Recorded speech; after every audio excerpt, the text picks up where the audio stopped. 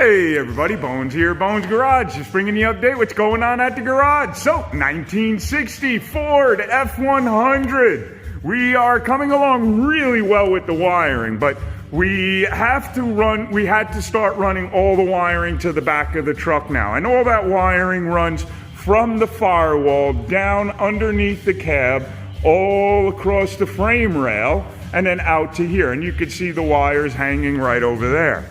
Well, one of the problems we had was there were no wires going to the fuel gauge, and there was no way to unplug the power for the fuel pump. So we went ahead and ran new wires to the fuel pump, a wire to the fuel gauge, and new ground wires for the gauge as well as the pump. So here's your ground wire, which will go to the frame rail.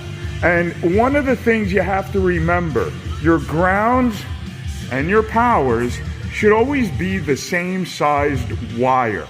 So this way you're not overpowering one of the wires. So the fuel sending unit wire is just an ohm wire.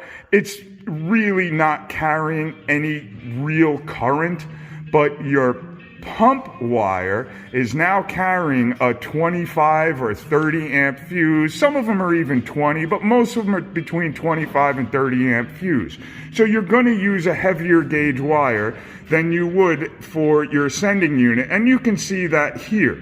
And one of the things we do is we make sure our wiring is the same size.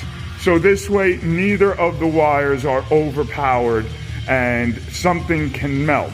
We also put a plug on the end of our wires.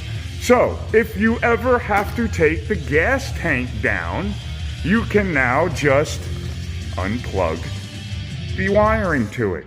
Makes life so much easier. And we'll do the same here. Make it just so it's easier to get everything down and apart. This is our filler neck. And the filler neck, now this is the front side of the tank, this is the back side of the tank, and right now we're at the back of the truck, and the filler neck goes right in here, and then this little trap door right here is for the sending unit, which is right there, which is what the fuel sending unit is hooked into. It's underneath this. So the old filler neck, the old rubber filler neck, was hard as a rock. I mean, it was just really bad. And I showed you that in the last video, how bad this filler neck was and how much dry rot and how badly it was cracking. So we replaced that. We're going to replace the high pressure line with an AN fitting rather than one of these fittings. We're looking to see if we can get everything in time. If we can't, we'll just leave it. Is it the best way to do it? No. Is it gonna work? Yeah, it's gonna work.